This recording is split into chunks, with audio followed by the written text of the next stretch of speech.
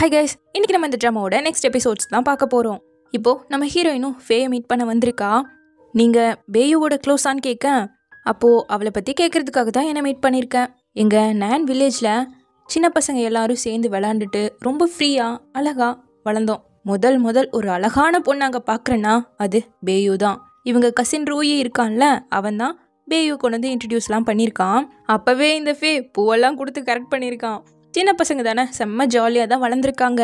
வளர பே இன்னுமே அழகானா ஒரு பாயிண்டில் அவளை எல்லாரும் புள்ளி பண்ண ஸ்டார்ட் பண்ணிட்டாங்க.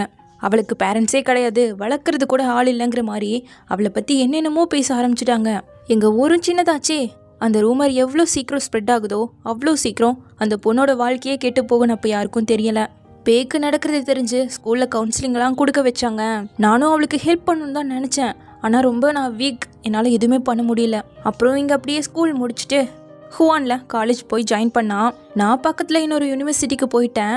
அப்போது ஒரு டைம் பேயை மீட் பண்ணேன். அப்போது பேயை ஒரு பையன் ஹராஸ் பண்ணிட்டு இருக்கும்போது இன்னொருத்தன் காரில் வந்து ரவுடி மாதிரி இருக்கான், அவனை அடித்து விரட்டிட்டு பேயை உள்ளே கூப்பிட்டு போயிருக்கான். அப்படி நான் அவளை பார்க்கும்போது அவள் ரொம்பவே சேஞ்ச் ஆயிருந்தா. அதுக்கப்புறம் நான் அப்ராடுக்கு போயிட்டேன். அவளை பற்றி அடுத்து நான் கேட்ட நியூஸ் அவளோட இறப்பு தான். அப்போது எங்கள் அக்காவுக்கு நடந்ததெல்லாம் என் பேரண்ட்ஸ்க்கு தெரியுமான்னு கேட்க, ஒரு நாள் நான் வில்லேஜ்லேருந்து நீங்கள் தங்கி இருந்த ஷன்ஹாய்க்கு ஓடி போயிட்டா.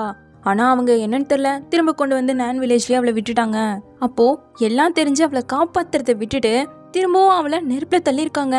எனக்கு தெரிஞ்சு அவங்களுக்கு ஏதாவது ரீசன் இருக்குன்னு சொல்ல. ரீசனா? ஓ, நீங்கள் வேடிக்கை பார்த்ததுக்கும் ரீசன் இருக்குன்னு சொல்ல வரீங்களா? கோலையா என் அக்கா ஃபேஸ் பண்ணுறதை பார்த்துட்டு மட்டும் இருந்த நீங்களும் அந்த புள்ளி பண்ணவங்களுக்கு ஈக்குவல் தான் சொல்லிட்டு எழுந்து போக, ஒரே ஒரு நிமிஷம் இருந்து பின்னாடியே ஓடி வந்து, இது உன் அக்கா டான்ஸ் பண்ண வீடியோ இருக்கக்கூடிய சிடி, அவளுக்கு டான்ஸ்னால் அவ்வளோ பிடிக்கும், அகாடமியில் கூட சேரணும்னு நினச்சா, இது இனிமேல் உன்கிட்ட இருக்கிறதா நல்லதுன்னு சொல்லி கொடுத்துட்டான். அப்படி அதை கொடுக்கும்போது ஹீரோவோட ஃப்ரெண்ட்ஸ் இதை பார்த்துட்டு ஒரு மாதிரி பேச, சாப்பாடு வேணுமா இல்லையா, ஒழுங்கா வாங்கன்னு சொல்லி கூப்பிட்டு போயிட்டான் ஹீரோ. இப்போது அந்த சீடியை ஸ்கூலுக்கு திரும்பி வந்து போட்டு பார்க்குறா. அவ்வளோ அழகாக அவங்க அக்கா டான்ஸ் பண்ணியிருக்கா. இது சின்ன வயசாக இருக்கும்போதே நம்ம ஹீரோயின் பார்த்துக்கா. ஏன்னா அவங்க அக்கா அவ்வளோ அழகாக டான்ஸ் பண்ணுவாங்க. தென் இப்போ திரும்ப கடையில் வந்து நம்ம ஹீரோயின் வேலை செஞ்சுட்ருக்கேன். அம்மாவோடலாம் பேசவே இல்லை, ஒரு மாதிரி அப்செட்டாக தான் இருக்கா. டெலிவரி பண்ணுன்னு சொல்ல, கொடுங்க நானே கொண்டு போய் கொடுத்துட்டு வந்துடுறேன்னு பக்கத்து அப்பார்ட்மெண்ட் தான். சரின்னு இவ கொண்டு போய் டெலிவரி பண்ணா, அவங்க முகத்தையே பார்க்காம டக்குன்னு அவங்க ஃபுட்டை வாங்கிட்டு காசு கொடுத்துட்டாங்க. பாக்கியை கூட நீயே வச்சுக்கோன்னு சொல்லிட்டாங்க. என்னடா அது அப்படிங்கிற மாதிரி இந்த வீட்டை தான் நம்ம ஹீரோயின் மொட்டை மாடியிலேருந்து அடிக்கடி பார்ப்பா. யாரு தான் இங்கே இருக்கா அப்படிங்கிற மாதிரி அப்படியே யோசிச்சுட்டு கிளம்புறா. நெக்ஸ்ட் டே ஸ்கூலில் கம்ப்யூட்டர் கிளாஸில் உட்காந்துட்ருக்கான். ஹுவான் காலேஜ்னு அடிச்சு அப்படியே நெட்டில் சர்ச் பண்ணிட்டு இருக்கும்போது அவங்க அக்கா ஒரு பொண்ணோட க்ளோஸாக இருக்க மாதிரி ஃபோட்டோ இருக்குது. அவங்க ஐடியை தேடி கண்டுபிடிச்சி நம்ம மீட் பண்ணலாமா, நான் பேயோட சிஸ்டர் தான் கேட்க அவங்களும் சரின்னு சொல்லிட்டாங்க. ஸோ உடனே சார்கிட்ட எனக்கு கொஞ்சம் வயிறு வலிக்குது, நான் வீட்டுக்கு போகணுன்னு சொல்லி நேராக அவங்கள மீட் பண்ணுறதுக்காக வந்துட்டா. கியோ, உன்னை பற்றி உங்கள் அக்கா சொல்லியிருக்கா, ஃபோட்டோ கூட காட்டியிருக்கா, அதனால தான் எனக்கு அடையாளம் தெரிஞ்சதுன்னு சொல்ல, நீங்கள் என் அக்காவோட க்ளோஸான்னு கேட்குறா. க்ளோஸ் தான். உங்கள் அக்கா நல்ல ஜாலியான ஒரு பொண்ணு. என்ன ஒரு சீக்ரெட்டை மட்டும் எல்லார்கிட்ட இருந்தும் மறைச்சிட்டு இருந்தா. என் அக்காவோட பாய் ஃப்ரெண்ட் உங்களுக்கு தெரியுமான்னு கேட்க ஒரு மாதிரி ஸ்மைல் பண்ணிட்டு அப்படியே கதையை கண்டினியூ பண்ணுறா. காலேஜுக்கு வந்து சேர்ந்ததுமே உன் அக்காவோட அழகால அவள் பயங்கர ஃபேமஸ் ஆகிட்டா. அவள் பின்னாடி சுத்தாத பசங்களே கிடையாது. ஒரு டைம் அக்காவுக்கு நிறையா ஃபுட்டெல்லாம் எவனும் வாங்கி கொடுத்துருக்க, எனக்கும் கிடைச்சா நல்லா இருக்குன்னு ஒரு வார்த்தை இவ சொன்னதுக்கு, இந்தா நீயே எடுத்துக்கோன்னு அக்கா கொடுத்துட்டா. அந்த அளவுக்கு நல்ல மனசுக்காரி. ஒரு நாள் அக்கா பணக்கார ஒருத்தனோட அப்படியே ஹக் பண்ணிட்டு அவனோட போகிறத இவ பார்த்துருக்கா. நேற்று நைட் பைக்லலாம் ஒரு பையன் வந்து ட்ராப் பண்ணா. ஓ, இப்போ கார்காரனா, அழகு இருக்காச்சே, எவன் தான் விடுவான் அப்படிங்கிற மாதிரி பிள்ளைங்களாம் பேசுறது இவ கேட்டிருக்கா. அடுத்து பார்த்தா ஒரு சலூன் கடைக்கார பையன் நல்லா அக்கறையா அப்படியே ரொம்ப கேரிங்காக பார்த்துட்டு இருக்கான். நல்லபடியாக போகுதுன்னு பார்க்க காரில் கூட்டு போனால ரவுடி பையன், அவன் வந்து ஒரே ஓதுதான் பிடிச்சி அவனை போட்டு அடிக்க ஆரம்பிச்சிட்டாங்க. இவ்வளோ நிறுத்துன்னு கத்துறா, கண்டுக்கவே இல்லை. அவன் வழி தங்காம, இது உங்க ஆள்னு எனக்கு தெரியாது, என்னை மன்னிச்சிடுங்க, இந்த பொண்ணாதான் என்கிட்ட வந்தா அப்படிங்கிற மாதிரி சொல்லிட்டான். இவளால் இது ஏற்றுக்கவே முடியல. என்ன, எப்படி நீ எனக்கு சீட் பண்ணிட்டு இன்னொருத்தனோட போகலாம், இதனால வெளியே என்னை எல்லாரும் எப்படி பேச போறாங்க அப்படிங்கிற மாதிரி இவன் திட்ட. அவ்வளோதான், இவ உடஞ்சு போயிட்டா. இந்த விஷயம் தெரியாம இன்னும் லீவ் போட்டேன்னா ஃபெயில் ஆயிடுவேன்னு சார் சொன்னாருன்னு சொல்லிட்டு இவளுக்கு தெரியல. அப்புறம் தான் தெரியுது, கண்ணத்து நல்லா அடிபட்டிருக்கு. ஏய் வா போலீஸ்க்கு போலாங்க. இல்லை முடியாது, ஏன் எல்லாருமே என்கிட்ட இப்படி நடந்துக்கிறாங்க, நல்லபடியாக என்ன ஒருத்தர் பார்த்துக்கிறதுக்கு கூட நான் டிசர்வ் கிடையாதுல்ல, என் வாழ்க்கை மட்டும் ஏன் இப்படி இருக்குன்னு இவ ஃபீல் பண்ணி ரொம்ப அழுதுருக்கா. நீ அவங்களெல்லாம் நம்பாத, விட்டு தள்ளுங்க, என்னால் முடியலையே, என்னை கண்ட்ரோல் பண்ணவே என்னால் முடியலையேன்னு சொல்லி அக்கா ரொம்ப அழுதுருக்கா. இது மாதிரி எவன் வந்து 4 வார்த்தை கைண்டாக பேசினாலும் அக்கா அவனை லவ் பண்ண ஆரம்பிச்சிடுவா, ஏமாந்து போயிடுவா. அவனுங்க இவட்ட நல்லா அட்வான்டேஜ் எடுத்துப்பானுங்க. உங்களுக்கு என் அக்காவோட நான் வில்லேஜ் பாய் ஃப்ரெண்ட் தெரியுமான்னு கேட்க, சொல்லியிருக்கா, பட் ஆனால் எனக்கு சரியா ஞாபகம் இல்லை, பேரும் சுத்தமாக தெரிலங்க. கரெக்டாக அவளுக்கு ஃபோன் காலும் வரவும் நான் யாராவது கிட்ட கேட்டு விசாரிச்சு சொல்கிறேன்னு சொல்லிட்டு போகும்போது, ஒருவேளை என் அக்கா உயிரோடு இருந்திருந்தா உங்களை மாதிரியே ஒரு டான்ஸர் ஆயிருப்பாளான்னு கேட்க, உன் அக்கா என்னை விட சூப்பர் டான்ஸர், எங்கள் கிளாஸ்லேயே அவள் தான் பெஸ்ட்டாக ஆடுவா. உயிரோடு இருந்திருந்தானா என்னை விட பெஸ்ட் டான்ஸராக தான் இருந்திருப்பா. கிராஜுவேஷன் ஆனதும் டான்ஸ் அகாடமிக்கு போகிறதா தான் அவளோட பிளான். ஆனால் இப்படி ஆயிடுச்சுன்னு சொல்லிட்டு இப்போது ஸ்கூல் பசங்க இவங்க கடையிலேருந்து ஆர்டர் பண்ணியிருக்காங்க. ஸோ கொண்டு வந்து கொடுக்க ஆர்டர் பண்ணது லின்னு. டேய், இவங்க கடை வச்சுருக்காங்கடா, நமக்கும் சாப்பாடு வேணும், இங்கேருந்து ஆர்டர் பண்ணால் பாவம் ஏழப்பட்ட மக்களுக்கு கொஞ்சம் ஹெல்ப் பண்ணுற மாதிரி இருக்கும் இல்லைங்க. அவளுக்கு வந்துச்சு. ஸோ கீழே வைக்கவும் ஃபுட்டை, என்ன கஸ்டமர்கிட்ட இப்படி தான் நடந்துப்பியா அப்படிங்கிற மாதிரி இவன் டென்ஷன் ஆகுறான்.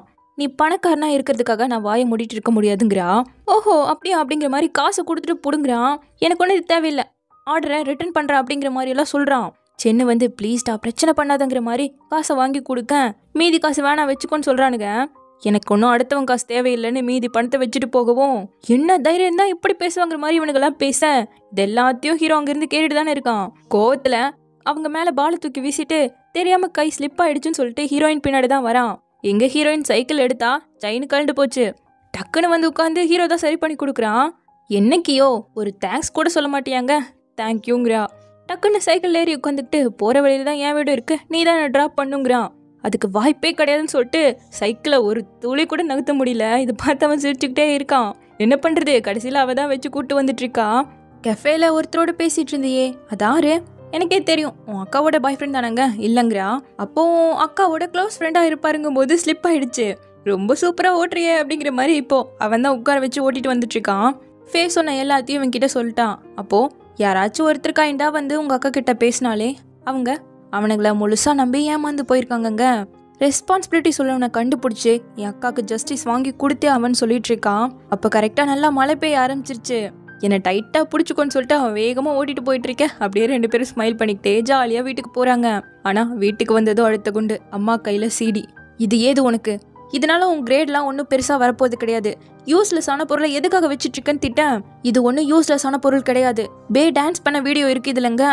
ஓ, நீயும் அவளை மாதிரி டான்ஸ் பண்ண போறியோ?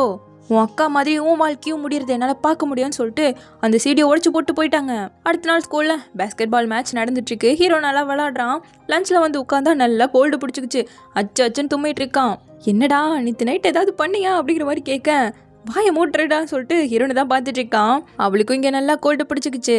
இப்போது கம்ப்யூட்டர் கிளாஸில் அக்காவோட FB இருக்கும் போல் அதெல்லாம் செக் பண்ணி பார்க்க, நிறைய ஒரு மாதிரி மன வருத்தத்தோட போஸ்ட் போட்டிருக்கா. அதில் நிறைய ஃப்ரெண்ட்ஸ், அதாவது பாய் ஃப்ரெண்ட்ஸோட எடுத்த ஃபோட்டோஸ்லாம் இருக்குது. அப்போது நீ என்ன தான் தேடிட்டுருக்க போல், நான் உன்னோட பிரதரின்லா தான், வா மீட் பண்ணலாம் அப்படிங்கிற மாதிரி ஒரு மாதிரி கூப்பிடுறான். ஸோ டக்குன்னு கட் பண்ணிட்டா, பேசல அதுக்கு மேற்கொண்டு. ஒருவேளை இவன் நான் வில்லேஜ் பாய் ஃப்ரெண்டாக இருப்பானோன்னு நினச்சிதான் ரிப்ளை பண்ணியிருப்பா.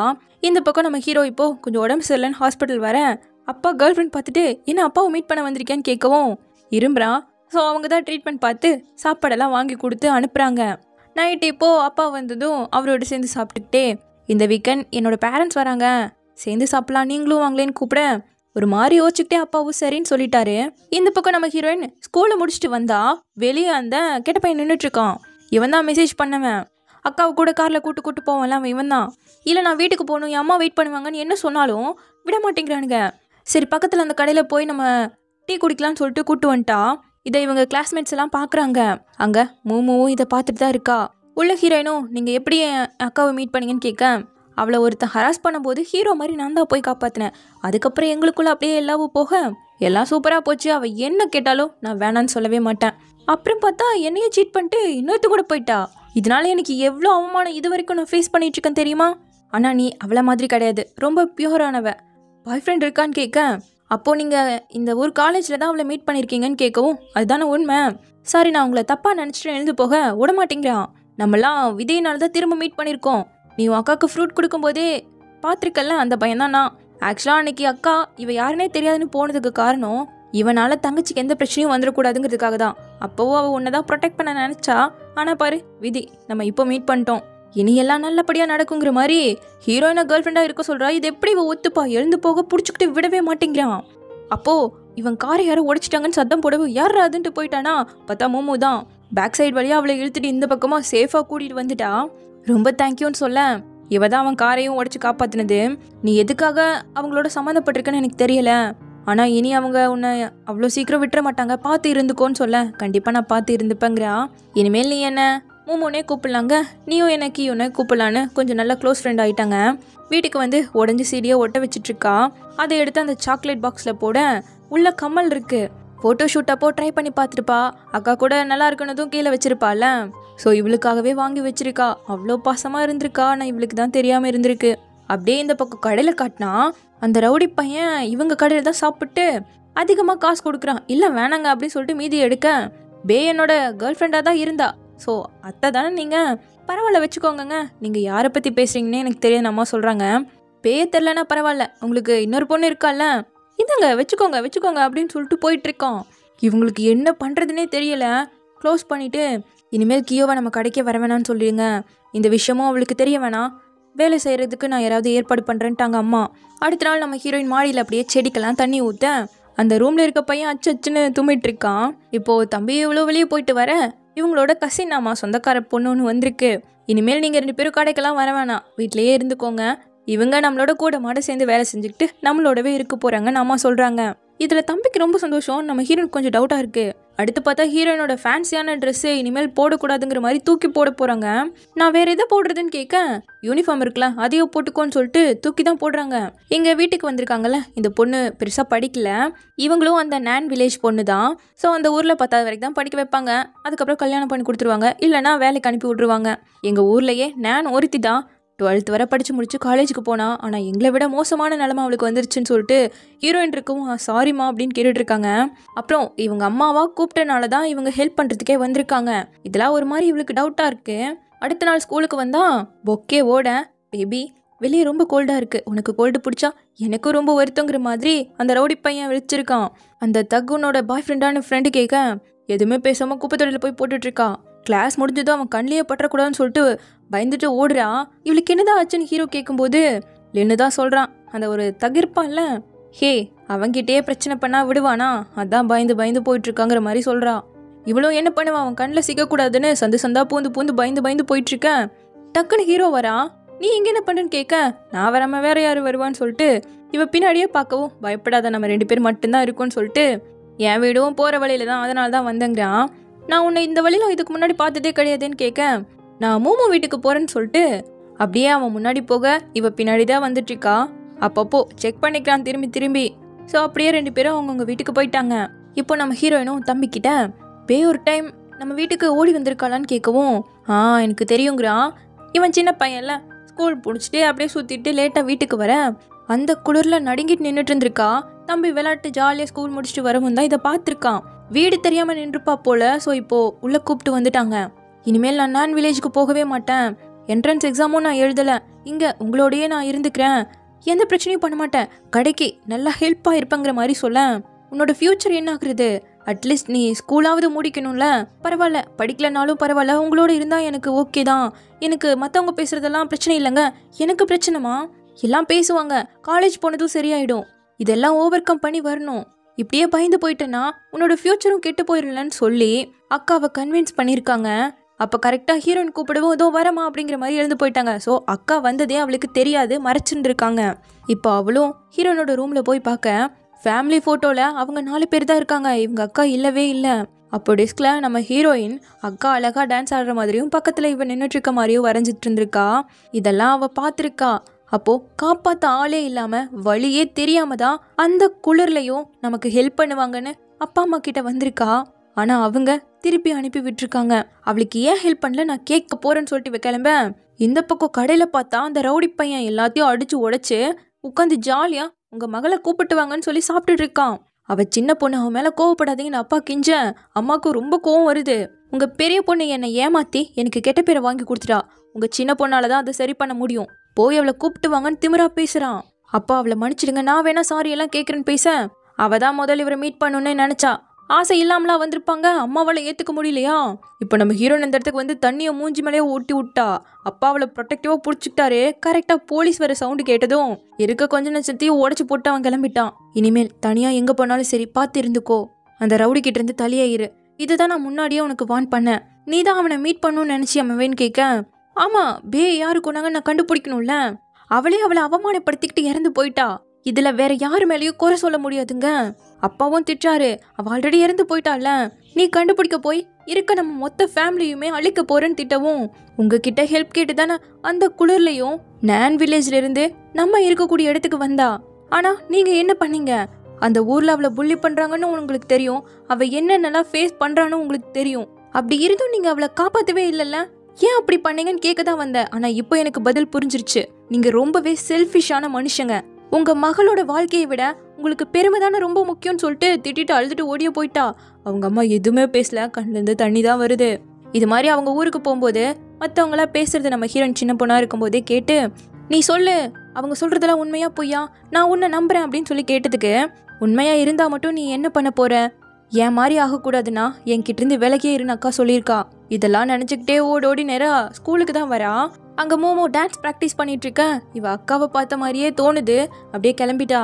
அடுத்த நாள் ஹீரோ பாட்டுக்கு காமிக் படிச்சுட்டு இருக்க. மோமோ வந்து, இன்னைக்கு உன் அப்பாவோட பர்த்டே இல்லை, இந்தா இதை என் சார்பா கொடுத்துரு, நீ போனா கொடுத்துரு, இல்லைன்னா தூக்கி போட்டுருன்ட்டு போயிட்டா. நான் இதை தூக்கி தான் போட போறேன்னு சொல்லிட்டு அப்பாவுக்கு கொடுக்க வந்துட்டான். அதை எடுத்துட்டு அவரு பயங்கர பிஸியா போக இவன் வரதை பார்த்துட்டு, இப்போ ஒரு எமர்ஜென்சி சர்ஜரி பண்ண போயிட்டு இருக்காங்க, நீங்க போய் வெயிட் பண்ணுங்க அப்படிங்கிற மாதிரி அவங்க சொல்லிட்டு போறாங்க. சரின்னு இவனும் கேபின்ல வந்து உட்காந்துட்டு அப்படியே புக் எடுத்து பார்க்க, அதுக்குள்ள இவங்க அப்பா அவங்க கேர்ள் ஃப்ரெண்டோட எடுத்த போட்டோவை பார்த்துட்டான். இதெல்லாம் தெரியாம இவர் சர்ஜரி முடிச்சுட்டு வர, இன்னைக்கு என்ன நாள்னு கூட மறந்துட்டீங்களா, இன்னைக்கு உங்களோட பர்த்டே, உங்க பையன் உங்களை பார்க்க வந்தான், வெயிட் பண்ணிட்டு இருந்தான்னு சொல்ல டக்குன்னு உள்ள வந்து பார்க்குறாரு. அவனை காணோம். கால் பண்ணிக்கிட்டே பார்த்தா குப்பை தொட்டில கேக் இருக்கு. அவன் ஃபோனையும் வச்சுட்டு போயிட்டான். அந்த புக்குள்ள ஃபோட்டோ இருந்ததில்ல அதையும் வச்சுட்டு போயிருக்கான். ஸோ தெரிஞ்சு போயிடுச்சு. இப்போ நைட் மொட்டை மாடியிலேருந்து துணி எடுத்துட்டு இருக்க அந்த வேலைக்கு வந்த பொண்ணு, உனக்கு தெரியுமா கின் ஆண்டி இறந்து போயிட்டாங்க, ஃபயர் ஆக்சிடென்ட்டால ரொம்ப அவங்களுக்கு காயம் ஆயிடுச்சு, அது ஆறாம ரொம்ப பெருசாக திரும்ப வீட்டுக்கு கூட்டு வந்து ரொம்ப முடியாம இறந்து போயிட்டாங்க. பரவாயில்ல போ, இனியாவது அவங்க அமைதி அடையட்டும். அழகான பொண்ணு, நல்லா படிச்சிருந்தோம், இப்படி ஆயிடுச்சுன்னு ஃபீல் பண்ண, படித்த பொண்ணு எதுக்காக வில்லேஜில் வந்து கல்யாணம் பண்ணணும்னு கேட்கவும், கின் ஆண்டிக்கு ஒரு தம்பி இருந்திருக்கான், அவனுக்கு நல்ல பொண்ணாக பார்த்து கட்டி தரணுங்கிறதுக்காக கின் ஆண்டியை கல்யாணம் பண்ணி கொடுத்தா சீர்வரிசை கிடைக்கும்ல, அதை யூஸ் பண்ணுறதுக்காக இப்படி பண்ணியிருக்காங்க. இப்படியெல்லாம் நடக்கலன்னா அட்லீஸ்ட் அவங்க நல்லா உயிரோட இருந்திருப்பாங்கன்னு சொல்ல, எங்கள் அக்காவுக்கும் அப்படி நடக்காமல் இருந்திருந்தா அவ்வளோ உயிரோடு இருந்திருப்பான்னு ஃபீல் பண்ணுறா. அடுத்த நாள் இப்போ கடைக்கிட்ட வந்து பார்த்தா தப்பாக அவங்க கடையில் எதுதோ எழுதி வச்சிருக்காங்க. அப்பாவும் அம்மாவும் அந்த ஆன்ட்டியும் சேர்ந்து ஃபுல்லாக க்ளீன் பண்ணிட்டு இருக்காங்க. சுற்றி இருக்கவங்க வேற ஒரு மாதிரி பேச இவளால் ஒன்றுமே பண்ண முடியல. நேராக இப்போது ஹீரோ ஸ்கூலுக்கு வர ஹீரோனோட பேக் மட்டும்தான் இருக்குது. ஸோ டக்குன்னு அவள் எங்கே தான் போயிட்டா அப்படிங்கிற மாதிரி தேடுறான். அவள் கிரவுண்டுக்கு பக்கத்தில் உட்காந்துட்ருக்கா. இங்கே எதுக்கு உட்காந்துட்ருக்க, கிளாஸ் ஸ்டார்ட் ஆக போகுதுன்னு அவனும் கிட்டேயே உட்காந்துக்க. என் அக்காவும் என்ன மாதிரியே அப்செட்டாக இருந்திருப்பான்னு நீ நினைக்கிறியா? இல்லை, என்னை விட ரொம்ப மோசமாக ஃபீல் பண்ணியிருப்பா. எல்லையே இல்லாத அளவுக்கு ஒரு கஷ்டத்தை அனுபவிச்சிருக்கா. நான் அவள் ரொம்ப முட்டாளுன்னு நினச்சிட்டு இருந்தேன். இறந்து போயும் எங்கள் குடும்பத்துக்கு கஷ்டத்தை கொடுக்குறான்னு நினச்சிட்டு இருந்தேன். ஆனால் இப்போ தான் புரியுது, சில காயங்கள் எப்போவும் ஆறாது. இதெல்லாம் அவளால் சமாளிக்க முடியாமல், இவங்க பேசுகிறதெல்லாம் கேட்க முடியாமல் ரியாலிட்டியிலிருந்து ஓடி ஒளியறதுக்காக அவள் லைஃபையே முடிச்சுக்கணும்னு முடிவு பண்ணிட்டா. ஆனால் அந்த முடிவுக்கு அவள் கொடுத்த விலை ரொம்ப அதிகம். அவளை சித்திரவதை பண்ண யாருமே எந்த விளைவையும் ஃபேஸ் பண்ணல. அவளுக்கு ஜஸ்டிஸ் கூட கிடைக்கலங்கிற மாதிரி ரொம்ப ஃபீல் பண்ணிட்டு இப்போ அடுத்து கிளாஸ் அட்டன் பண்ணுறாங்க. அப்படியே கிளாஸ் முடிஞ்சு கிளம்புறாங்க. ஹீரோயின் பேசுனது எல்லாத்தையும் ஹீரோ நினச்சி பார்க்குறான். அடுத்து அப்படியே ஸ்கூலில் காட்டேன், ஃபைனல் பேஸ்கெட் பால் மேட்ச்சு நம்ம கிளாஸ் தான் வின் பண்ணும், ஹீரோ தான் வின் பண்ணி கொடுப்பாங்கிற மாதிரி பொண்ணுங்கெல்லாம் பேசிகிட்டு இருக்கேன். ஒரு பையன் வந்து ஹீரோனோட பாய் ஃப்ரெண்டாமா கேட்டில் வெயிட் பண்ணிட்டு இருக்கான் அப்படின்னு சொல்லிட்டு கூப்பிடுறான். இந்த பக்கம் ஹீரோ அப்பாவோட லவர் பேரண்ட்ஸை மீட் பண்ணலான்னு சொல்லிட்டு இருப்பாங்கல்ல, ஸோ வெயிட் பண்ணிட்டு இருக்காங்க. அப்பாவை இன்னும் காணோம். இந்த பக்கம் அந்த ரவுடி பையன் வெளியே தான் உட்காந்துட்டு இருக்கான்.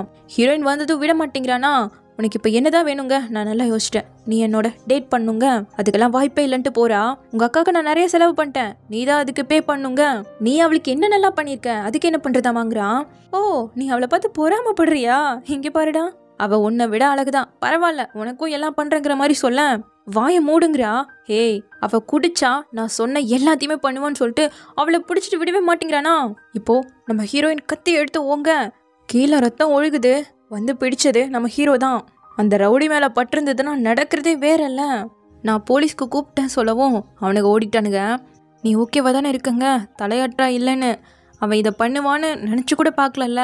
இதில் சுற்றி இருக்கவங்க எல்லாரும் இவளை பற்றி ஒரு மாதிரி பேச ஆரம்பிக்க அவனோட ஷர்ட் எடுத்து அவளுக்கு போட்டு விட்டு, பயப்படாத, உனக்காக நான் இருக்குன்னு சொல்லி அப்படியே அவளை பிடிச்சிக்கிட்டே கூட்டிகிட்டு வந்துட்டான். இந்த பக்கம் அப்பா கேர்ள் ஃப்ரெண்டோட பேரண்ட்ஸை மீட் பண்ணலான்னு கிளம்பும்போது ஸ்கூல்ல இருந்து கூப்பிடுறாங்க. ஷெங்குக்கு இங்கே பிரச்சனை, கொஞ்சம் வாங்கங்கிற மாதிரி கூப்பிடுறாங்க. இங்கே அம்மாவையும் கூப்பிட்டு விட்டுட்டாங்க. உள்ளே வந்ததும் சாரி அம்மா கேட்க பரவாயில்ல அப்படிங்கும்போது கரெக்டாக ஹீரோவோட அப்பாவும் வந்துட்டாங்க. ஆல்ரெடி தெரிஞ்ச மாதிரியே தான் 2 பேரும் பார்த்துக்கிறாங்க. ஆனால் இல்லைன்னு சொல்லிட்டு நார்மலாக இன்ட்ரோ ஆகுறாங்க.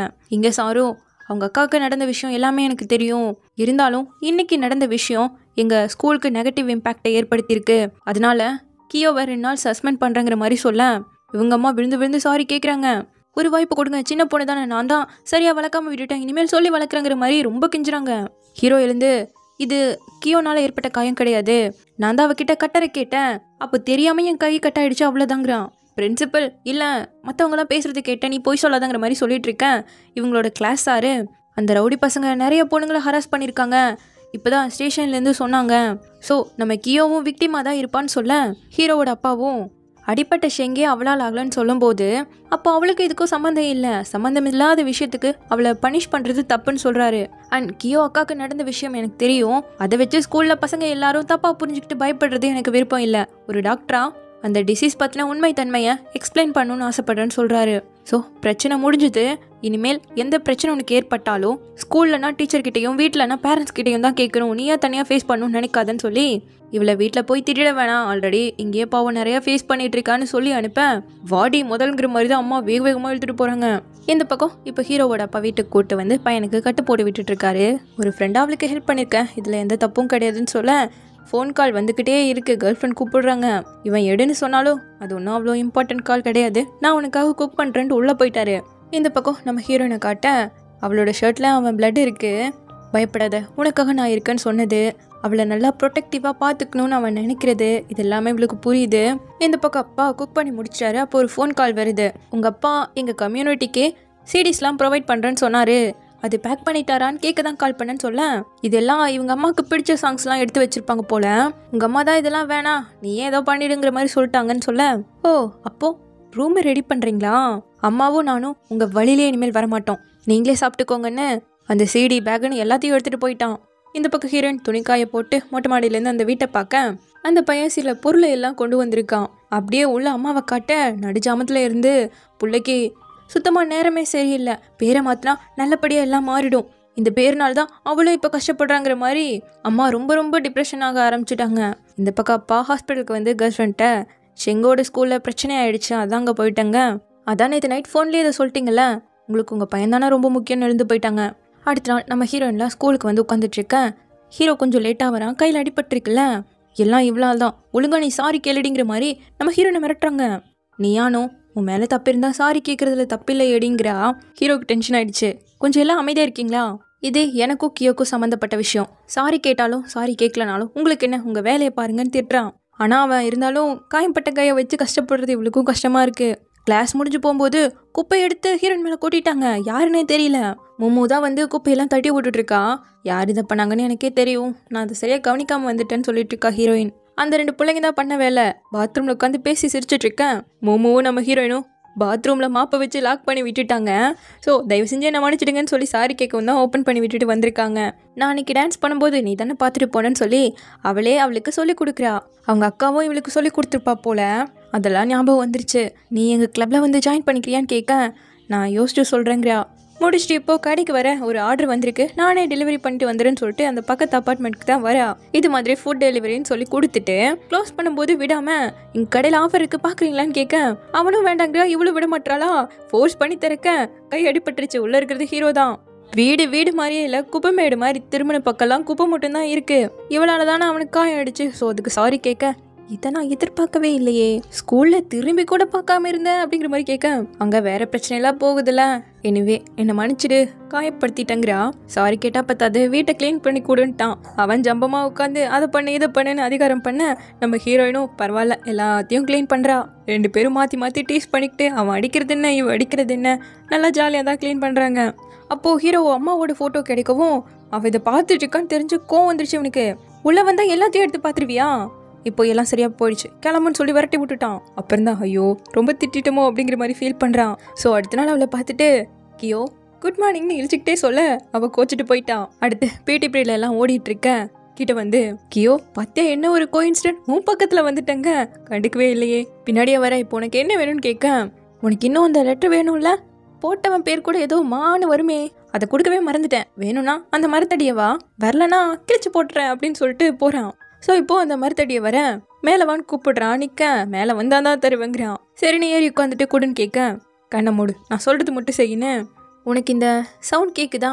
ஆக்சுவலாக மரங்களால் பேச முடியும், அது உன்கிட்ட சாரி கேட்குதுன்னு சொல்கிறான். நேற்று கொஞ்சம் கோவமாக நடந்துக்கிட்டால, அதுக்கு தான் சாரி. அந்த ஆல்பம்ஸ் எல்லாம் என் அம்மா ஓடுது. ஏன் இந்த இடம் கூட என் அம்மாவும் நானும் வரக்கூடிய சீக்ரெட் பிளேஸ். உனக்கு என் கதையை கேட்க விருப்பமாங்க? அப்படியே பார்க்குறா. எனக்கு சின்ன வயசாக இருக்கும்போதே என் பேரண்ட்ஸ் டிவோர்ஸ் பண்ணிட்டாங்க. என் தாத்தா தான் வளர்த்தாரு. ஹை ஸ்கூல் என்ட்ரன்ஸ் எக்ஸாம் அப்போ இறந்து போயிட்டாரு. அதுக்கப்புறம் என் வாழ்க்கையே ரொம்ப மாறி போயிடுச்சு. நான் பிறந்ததே ஒரு தப்புன்னு தான் நான் ஃபீல் பண்ணிகிட்ருக்கேன். ஸோ கியோ, நீ ஒருத்தி மட்டுமே வீக்னஸோடு இல்லை, எல்லாருக்குமே அது இருக்குங்கிறான். எதுக்காக என்கிட்ட சொல்கிறேன்னு கேட்கவும் சும்மா சொன்னங்கிறான். ஷெங், நீ அந்த அளவுக்கு ஒன்றும் தொலை பண்ணுற பையன் இல்லைங்கிறா. அப்படியே வீட்டுக்கு வந்துட்டாங்க.